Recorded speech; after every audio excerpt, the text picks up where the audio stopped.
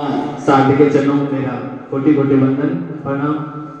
समस्त मंचासीन अतिथिगण सभी का हमारे नजदीकी गांव जैतासर प्रांगण में आपका हार्दिक स्वागत और अभिनंदन है।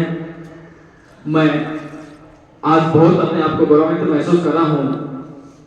जिस व्यक्ति का नाम लिया गया आज हमारे बीच नहीं है, किसी कारणवश हमारे बीच नहीं पहुंच सके, श्री सोहन सिंह जी सारण साहब, जो पहले हमारे छापर स्कूल में अध्यापक रहे हैं व्याख्याता के रूप में। प्रधानाचार्य बनने के बाद उनकी पहली पोस्टिंग जैतासर थी, जिन्होंने 2017-18 में एनसीसी की फाइल लगाई थी। कुछ कारणों की वजह से एनसीसी पिछले 2 वर्षों में नहीं मिल सकी। इस वर्ष सरपंच साहब प्रतिनिधि श्री भूषण जी ओझला के अनेक प्रयासों से एनसीसी का इस प्रांगण में स्वीकृति मिलना ये जैतासर ग्राम के लिए बहुत ही खुशी की बात है। एक बार जोरदार सरपंच साहब के लिए ऐसे भी सपोर्ट जो हमारे यहाँ की धरती पर है।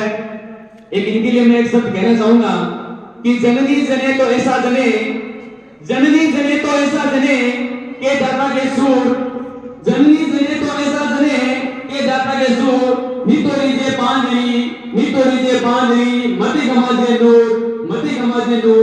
इस व्यक्ति का कोई विशेष फायदा नहीं था, गांव का फायदा था, बच्चों का फायदा था और इतने दिन से लगातार मेहनत कर रहे व्यक्ति। इनके लिए एक बार पुनः जोरदार ताली से स्वागत कीजिए। अब मैं बात करना चाहूंगा एनसीसी अधिकारियों की।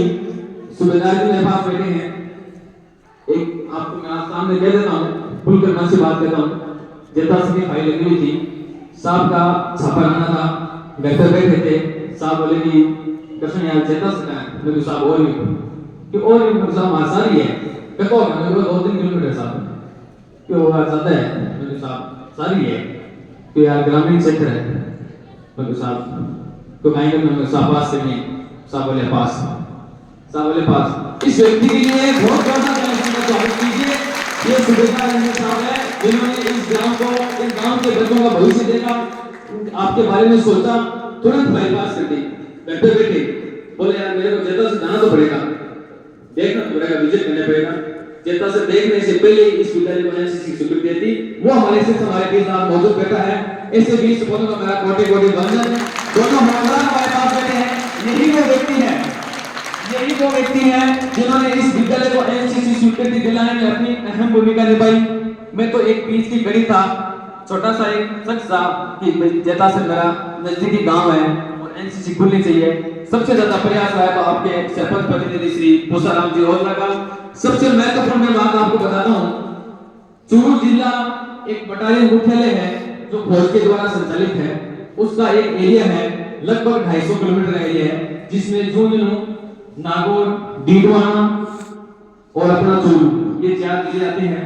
इसका क्षेत्र राजगढ़ से लेकर लालगढ़, इधर डीडवाना, उधर डांगण और उधर झुंझुनू पूरा।